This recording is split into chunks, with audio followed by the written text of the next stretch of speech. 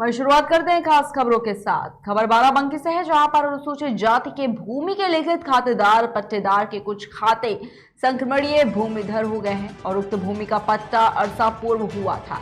तहसील रामसनेही घाट जनपद बाराबंकी के स्वराज एहलकार नामों के द्वारा ना कर कब्जा दिला दिया गया था और गांव के ही गिरोहबंद भूमाफिया के द्वारा अवैध असलहों के बल पर पीड़ित पट्टेदारों को गांव से उजाड़ने की धमकी तक दे रहे थे। वही शिकायतकर्ता से मिली जानकारी के मुताबिक पट्टे की भूमि पर कब्जा दिलाने की मांग जो है वो की गई है और ये पूरा मामला टिकैतनगर तहसील क्षेत्र का बताया जा रहा है।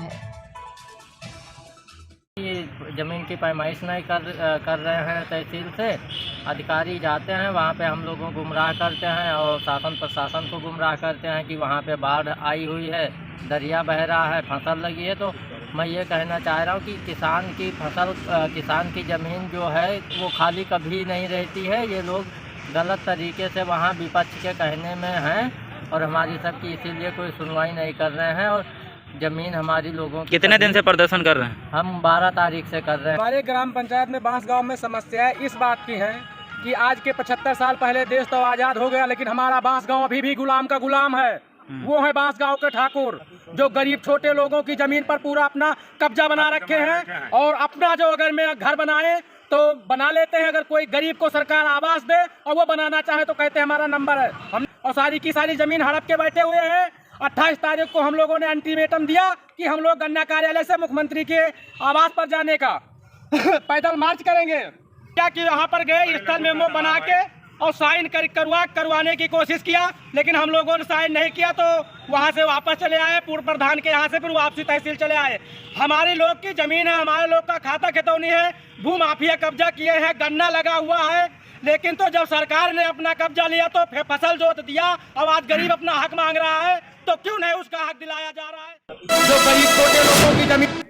वहीं खबर बरेली से है, जहां पर जिला सभागार में जिलाधिकारी की अध्यक्षता में एक बैठक का आयोजन किया गया है और ये बैठक एसएसपी, एसपी यातायात, एसडीएम, रुति पुनिया मेला सदस्यों आदि की उपस्थिति में हुई और 4 से 11 नवंबर तक होने वाले चौबारी मेले में पशुओं का मेला न लगाने को कहते हुए जिलाधिकारी ने मेला सदस्यों को कई निर्देश भी दिए हैं, जिसमें जिलाधिकारी ने गंगा किनारों की सफाई पर विशेष ध्यान देने और श्रद्धालुओं को ट्रैक्टर ट्रॉली से न आने के कड़े निर्देश दिए गए हैं। वहीं खबर फिरोजाबाद से है, जहां पर जनपद में चलाए जा रहे विशेष सड़क सुरक्षा अभियान के बारे में लोगों को जागरूक किया गया है और इस अभियान को लेकर क्षेत्राधिकारी शिकोहाबाद ने आमजनों को यातायात नियमों का पालन करने के लिए ट्रैक्टर ट्रॉली और अन्य मालवाहक वाहनों में यात्रा न करने के निर्देश दिए हैं।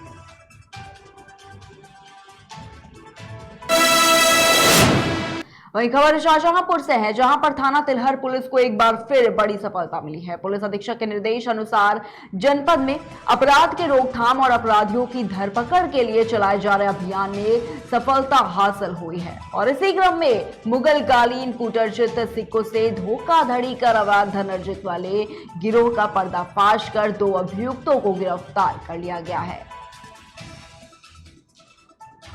थाना तिलहर पुलिस द्वारा मुखबिर की सूचना के आधार पर 2 अभियुक्तों को बस स्टैंड के पास से गिरफ्तार किया गया। इनके कब्जे से एक लोटा, पुराना लोटा जिसपे अरबी और फारसी में लिखा हुआ था और 230 सिक्के बरामद हुए जो पीली धातु के थे। उनको सोने जैसा बनाकर उन पर भी उर्दू में कुछ लिखा हुआ था जिससे कि वो पुराने प्रतीत हों। इन लोगों का पूछताछ में उन्होंने बताया कि इनका एक गैंग है ये और ये लोगों को जो भोली वाली जनता होती है उसको बेवकूफ़ बनाकर उनसे ठगी करते हैं और उनको ये सिक्के इस प्रकार से बताकर बेचते हैं कि ये खुदाई के दौरान उन्हें मिल गए थे। लोटा काफ़ी पुराना और इस तरह से बनाया गया कि जिससे लगे कि वो बहुत पुराना है और सिक्के भी इसी प्रकार से बनाए गए हैं। इनसे पूछताछ की जा रही है। इनके जो दोस्त साथ।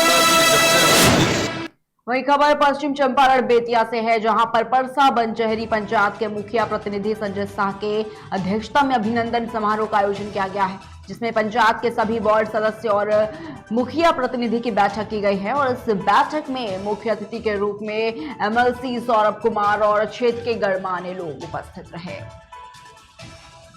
कि जब से हमने जीत मिली थी तब से हम अपने प्रतिनिधियों से मिले नहीं थे। एक्चुअली हम जो इस खाली पड़े गाड़ी से जीते हुए हैं तो हमें वोट पीढ़ी का लेके गए थे तो बस एक नवरात्र के शुभ अवसर पर हम लोग बैठे हैं और सबसे मेल मिलाप हो रहा है और आगे जितनी भी सरकार की योजना आने वाली है उस पर हमने विचार किया, जो भी चल रही है उस पर हमने विचार किया।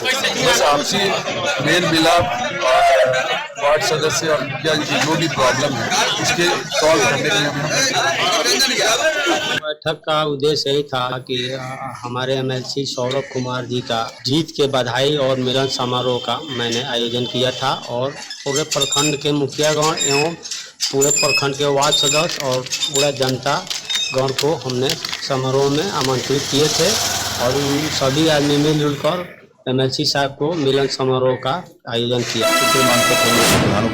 वहीं खबर सिद्धार्थनगर से है, जहां पर राष्ट्रीय पंचायती राज ग्राम प्रधानों ने कुछ दिन पूर्व में जिलाध्यक्ष प्रधान संघ पवन मिश्रा के नेतृत्व में धरना प्रदर्शन किया था और इस प्रदर्शन में 21 सूत्रीय मांगों के साथ धरने में प्रधानों के साथ विधानसभा के अपना दल के विधायक विनय वर्मा पर विकास कार्यों का कार्य नहीं होने देने का आरोप लगाया गया था। इसके बाद सभी लगाए गए आरोपों का खंडन करते हुए पंचायती राज प्रधान संगठन के ब्लॉक अध्यक्ष आरोपों को राजनीतिक साजिश तय की है।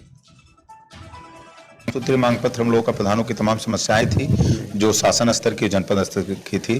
तमाम रोजगार सेवक से परेशानी थी, पंचायत सहायकों से परेशानी थी, भुगतान नहीं हो रहे थे, तमाम ग्राम पंचायत प्रधानों का मानदेय बढ़ाना था और सामुदायिक शौचालय के टेकर का मानदेय जो शासन स्तर से हम लोग को निर्धारित है। इन सारे बिंदुओं को लेकर हम लोगों का धरना प्रदर्शन था। लेकिन क्या नहीं लग रहा है कि वहाँ पे जो बिंदु आप बता रहे हैं उस बिंदु से हट के कुछ लोग प्रधानों को बेवजह से उनको न बताकर अचानक से मामला वहाँ पे दूसरा लाया गया? क्या नहीं वहाँ जो है वहाँ कुछ मामले का राजनीतिकरण किया गया।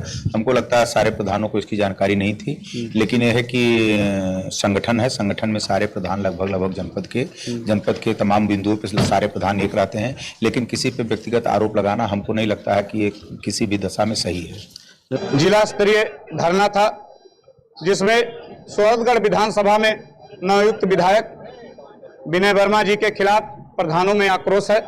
विनय वर्मा जी विधानसभा सोहरतगढ़ के सभी पंचायतों के खिलाफ जांच लिख दिए हैं, सभी वीडियो को हटाते हैं। मेरे प्रधान साथी स्वतंत्र रूप से काम नहीं कर पा रहे हैं, उनके कार्यकर्ता गांव में जाकर प्रधानों से धन वसूली कर रहे हैं और विधायक जी की भी यही मंशा है कि ग्राम पंचायतों में जब काम होगा तो प्रधान घुटने टेक कर उनके लिए कुछ सेवा शुल्क उपलब्ध कराएगा। इसी नियत से विधायक जी ने हम सभी का विरोध किया और काम पूरे विधानसभा के लगभग सभी प्रधानों का रोका। वहीं नोएडा सेक्टर 62 में नवरात्रि के पावन पर्व पर विशाल देवी जागरण कराया गया है और इस दौरान भारी तादाद में श्रद्धालुओं की भीड़ भी उमड़ी और इस मौके पर लोगों ने मां दुर्गा के जयकारे लगाए।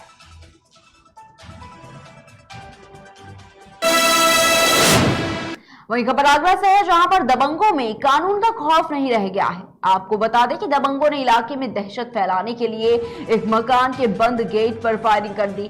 दबंगों के द्वारा फायरिंग करने की घटना पास में लगे सीसीटीवी कैमरे में कैद हो गई है। सूचना मिलते ही मौके पर पहुंची पुलिस ने घटनास्थल से खाली खोखा बरामद किया है।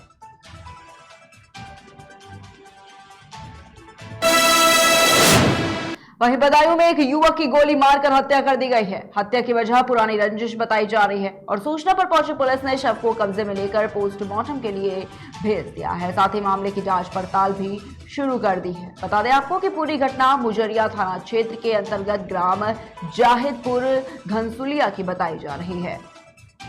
जनपद बदायूं के थाना मुजरिया अंतर्गत जाहिदपुर घनसुलिया गांव में कल बीती रात 9 साढ़े 9 बजे के आसपास ये सूचना मिली कि उस गांव के निवासी दुर्वेश, जिनकी उम्र लगभग 38 वर्ष है, कि पास के ही गांव के महमूदपुर सोगला के वीरपाल तथा अन्य लोगों ने उनके खेत पर जाकर के उनकी हत्या कर दी है। इस संदर्भ में तत्काल मौके पर पुलिस पहुंची और शव को कब्जे में लेकर के अग्रिम कार्रवाई की गई। मृतक के पिता ने वीरपाल सहित 2 लोगों को नामित किया तथा 2 अज्ञात व्यक्तियों के विरुद्ध हत्या का अभियोग थाना मुजरिया पर पंजीकृत कराया है। किसी के संग चली गई थी, उसको लेकर के दुर्वेश से विवाद था। कल रात्रि ये लोग गांव में आए और खेत पर, जहां पे दुर्वेश खेत की सुरक्षा के लिए अपने खेत पर था, वहां पर इसके साथ मारपीट की और गोली मार करके इसकी हत्या कर दी। जो मुख्य अभियुक्त है वीरपाल, उन्हें हिरासत में ले लिया गया है। पूछताछ कर अग्रिम कार्रवाई की जा रही है।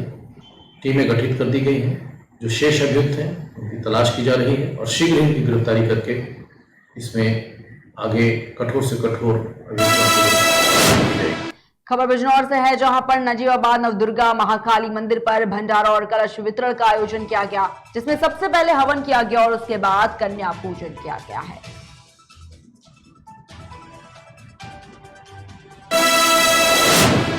रुकते छोड़ से ब्रेक के लिए जल्द हाजिर होंगे। Feel the power of angel.